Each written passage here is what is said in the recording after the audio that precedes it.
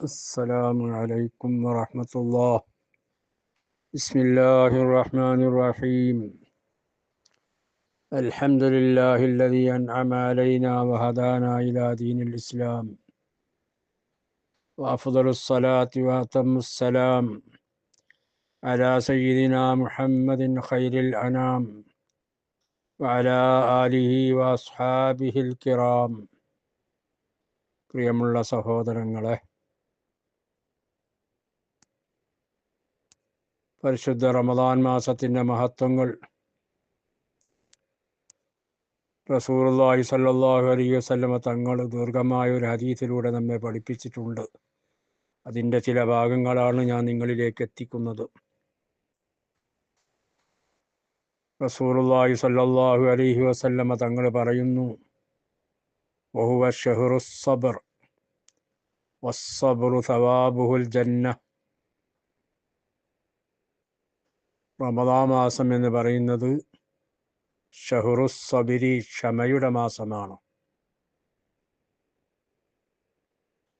ഒരുപാട് കാര്യങ്ങൾ അവന് ക്ഷമിക്കേണ്ടി വരും.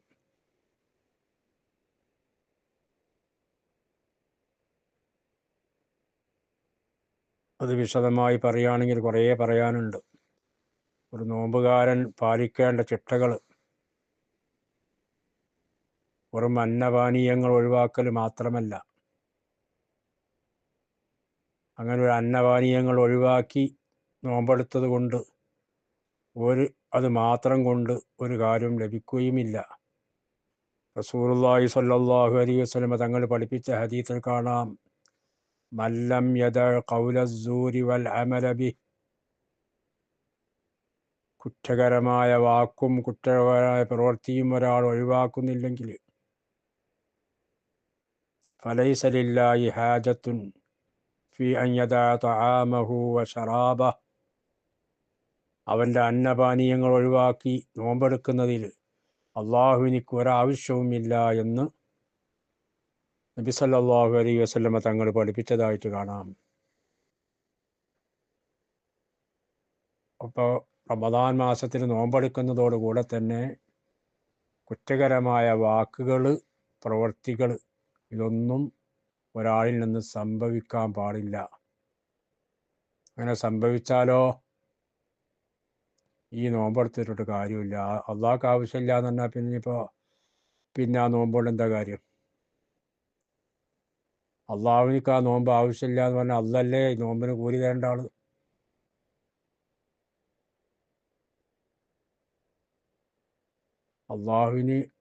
അള്ളാഹുവിന് മാത്രമല്ലേ അതിന് കൂലി തരാൻ കഴിയൂ, വേറെ ആർക്കും കഴിയുമോ?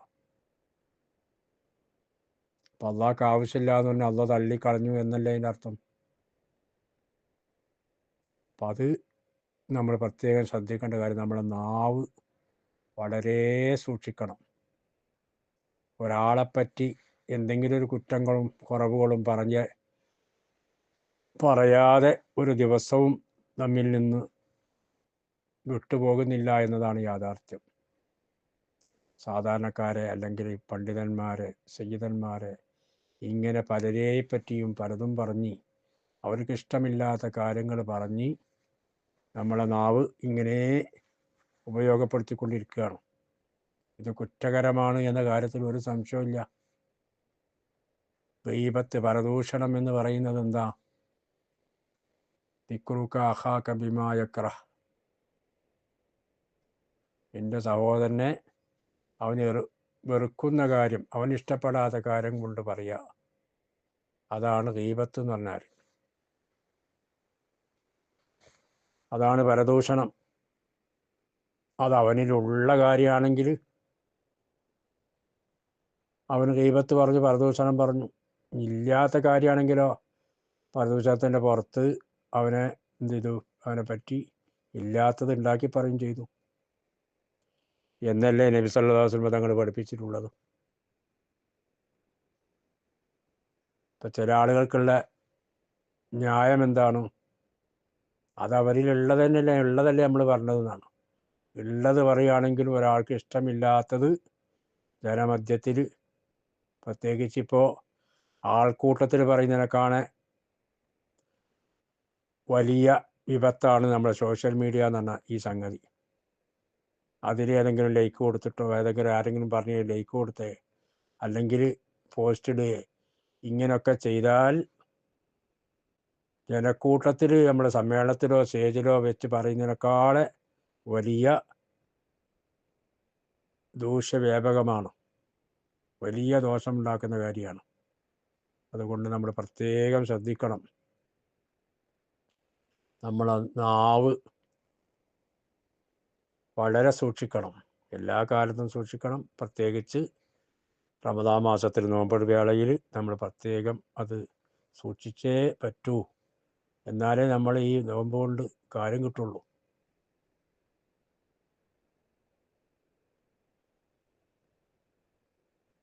അങ്ങനെ ഒരുപാട് ക്ഷമിക്കേണ്ട കാര്യങ്ങൾ, ഒരുപാട് കാര്യങ്ങൾ നമ്മൾ ക്ഷമിക്കണം. തെറ്റുകളിൽ നിന്ന് തെറ്റുകളെ തൊട്ട് ക്ഷമിക്കണം. ഗീബത്ത് ഇപ്പോൾ പരദൂഷണം നമ്മൾ പറഞ്ഞു, അതുപോലെ കളവ്, അങ്ങനെ ഒരുപാട് കുറ്റകരമായ വാക്കുകളുണ്ടല്ലോ. അതുപോലെ തന്നെയാണ് ഒരാൾ ഗീബത്ത് പറയുന്നത് അത് ശ്രദ്ധിച്ച് കേൾക്കുക. അൽ മുഖ്താബു വൽ മുസ്തമിഉ ശരീക്കാനി ഫിൽ ഇസ്മി.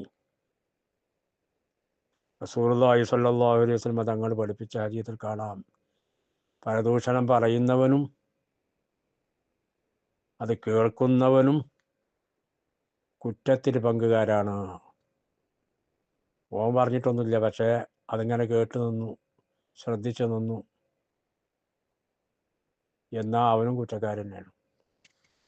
ഒരാളെ പറ്റി കുറ്റം പറയുന്നുണ്ടെങ്കിൽ ഒന്നുകിൽ അവിടുന്ന് സദസ്സ് മാറിപ്പോവുക, അല്ലെങ്കിൽ അവനോട് ഇത് റമദാൻ മാസത്തിലൂടെ ഈ കുറ്റം കുറങ്ങനെ പറയണമെന്ന് പറഞ്ഞിട്ട് അവനെ എതിർത്തിട്ട് വിരോധിക്കുക, ഇങ്ങനെ എന്തെങ്കിലും ചെയ്യുകയാണെങ്കിൽ കുഴപ്പമില്ല.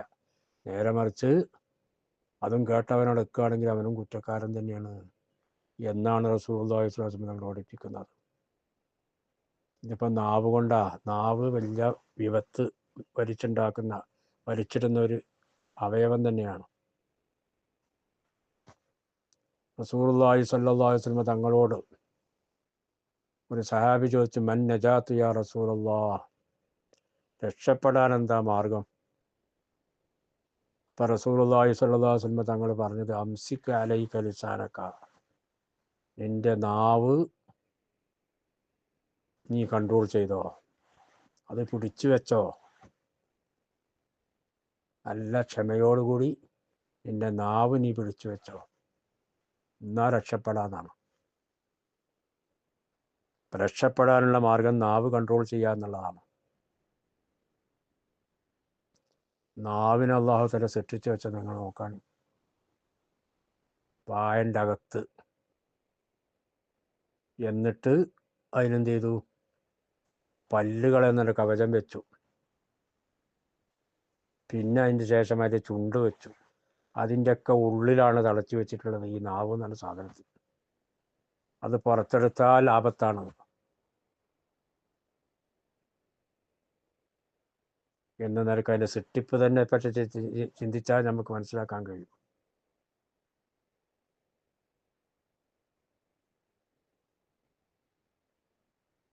അതുകൊണ്ട് എന്നെ കേൾക്കുന്ന എല്ലാവരോടും എൻ്റെ നഫ്സിനോടും പറയാനുള്ളത്, നമ്മൾ നാവ് വളരെ സൂക്ഷിക്കണം. ഒരാളെയും നമ്മൾ കുറ്റം പറയാൻ പോകണ്ട. നമ്മളെ തന്നെ എത്ര ന്യൂനതകളുണ്ട്, എന്തെല്ലാം കുറവുകളും തെറ്റുകളും നമ്മൾ ചെയ്തിട്ടുണ്ട്. പിന്നെ മറ്റൊരുത്തൻ്റെ തെറ്റും കുറ്റം നോക്കി അവനെ കുറ്റം പറയാൻ വേണ്ടി നമ്മൾ പോകണ്ട. നമ്മളെ സ്വന്തം നഫ്സിനെ തന്നെ നമ്മൾ നന്നാക്കാൻ നോക്കുക. ഇനി ആരെങ്കിലും തെറ്റുകളും ചെയ്യുന്നുണ്ടെങ്കിൽ അവരോട് സ്വമേധ ചെന്നിട്ട് അവരോട് നമ്മൾ കാര്യങ്ങൾ ഉണർത്തി കൊടുക്കുക. ഇതാണ് നമ്മൾ ചെയ്യേണ്ടത്. അത് തെറ്റിൽ നിന്ന് മാറ്റണമെങ്കിൽ. അതിന് സാധ്യമല്ലെങ്കിലോ അവൻ്റെ പാട് നോക്കട്ടെ, നമ്മുടെ പാട് നോക്കുക. കുറ്റങ്ങൾ നാവ് കൊണ്ട് മറ്റൊരുത്തൻ്റെ കുറ്റം പറയരുത്. കഠിനമായ ശിക്ഷ അതിൻ്റെ പിന്നിലുണ്ട്. ഇതിനൊക്കെ പറ്റി വിശദമായി പറഞ്ഞാൽ നമ്മുടെ വിഷയം തന്നെ മാറിപ്പോകും. അതുകൊണ്ട് കുറഞ്ഞ് നിങ്ങളെ ഉണർത്താൻ വേണ്ടി മാത്രത്തെയും പറഞ്ഞു തന്നെ ഉള്ളൂ.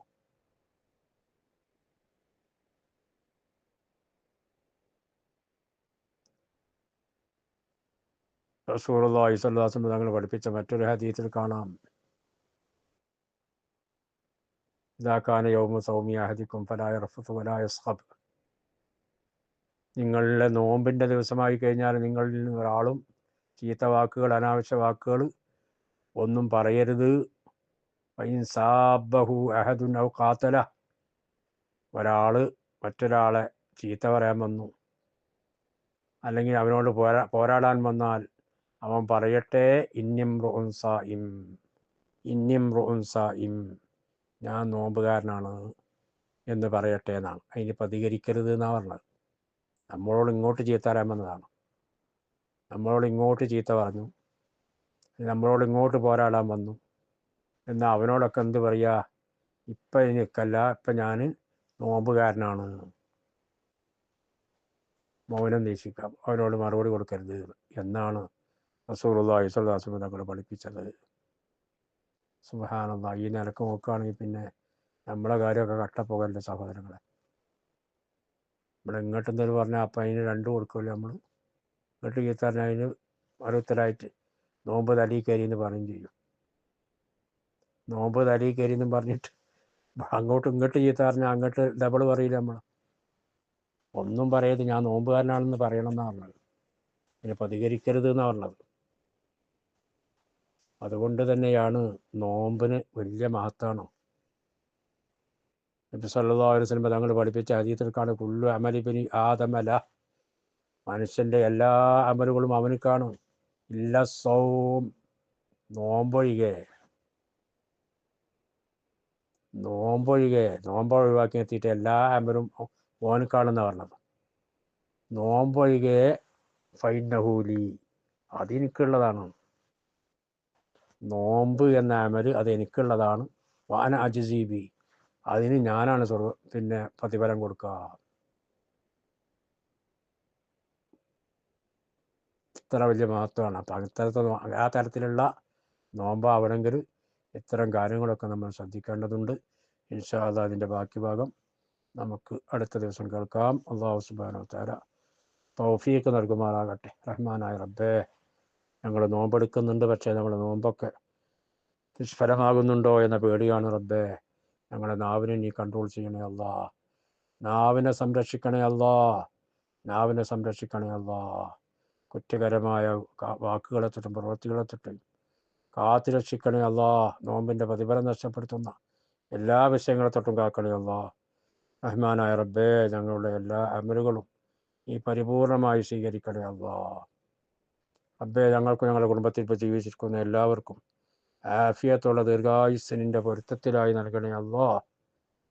അവർക്കും ഞങ്ങൾക്കും മരണം ഖൈറാകുന്ന സമയത്ത് കലിമ ചൊല്ലി മരിക്കാനുള്ള സൗഭാഗ്യം നൽകണേ അല്ലാ. റഹ്മാനായ റബ്ബേ, ഒരുപാട് ആളുകൾ പല ചില ഉദ്ദേശങ്ങൾ വെച്ച് ദുആ ചെയ്യാൻ പറഞ്ഞിട്ടുണ്ട്. റബ്ബേ, അവരുടെ ഉദ്ദേശങ്ങളൊക്കെ നീ സാധിപ്പിച്ചു കൊടുക്കണേ അല്ലാ. റബ്ബേ, ഞങ്ങൾക്കും ഞങ്ങളോട് ബന്ധപ്പെട്ട പലർക്കും പലവിധ അസുഖങ്ങളുണ്ട്. റബ്ബേ, നീ സുഖപ്പെടുത്തണേ അല്ലാ, നീ സുഖപ്പെടുത്തണേ അല്ലാ, നീ സുഖപ്പെടുത്തണേ അല്ലാ, നീ സുഖപ്പെടുത്തണേ അല്ലാ. റഹ്മാനായ റബ്ബേ,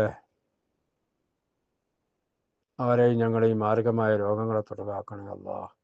ഈ പരിശുദ്ധമായ റമദാൻ മാസം അനുകൂലമായി സാക്ഷി നിൽക്കുന്ന വിഭാഗത്തെ അവരെയും ഞങ്ങളെയും ഞങ്ങളോട് ബന്ധപ്പെട്ട എല്ലാവരെയും നീ ഉൾപ്പെടുത്തണേ അല്ലാ. ഒരുപാട് ആളുകൾ മരിച്ചു പോയിട്ടുണ്ട് റബ്ബേ, ഞങ്ങളുടെ കുടുംബത്തിൽ നിന്നും ഇഷ്ടജനങ്ങളായിട്ട് ഉസ്താദുമാരായിട്ട് ഒരുപാട് ആളുകൾ മണ്ണിൻ്റെ അകത്തായിപ്പോയി റബ്ബേ. അവർക്കെല്ലാവർക്കും മഗ്ഫിറത്തും റഹ്മത്തും നൽകണേ അല്ലാ. അവരെ ബർസഖിയായി ഒന്ന് സന്തോഷത്തിലാക്കണേ അല്ലാ. എല്ലാ മുഅ്മിനീങ്ങൾക്കും മുഅ്മിനാത്തിനും പൊറുക്കണേ അല്ലാ. ആമീൻ ബിറഹ്മതിക യാ അർഹമർ റഹീമീൻ. സല്ലല്ലാഹു വസല്ലം അലാ സയ്യിദിനാ മുഹമ്മദ് വആലിഹി വസഹ്ബിഹി അജ്മഈൻ. സുബ്ഹാന റബ്ബിക റബ്ബിൽ ഇസ്സത്തി അമ്മാ യസിഫൂൻ വസലാമുൻ അലൽ മുർസലീൻ വൽഹംദുലില്ലാഹി റബ്ബിൽ ആലമീൻ.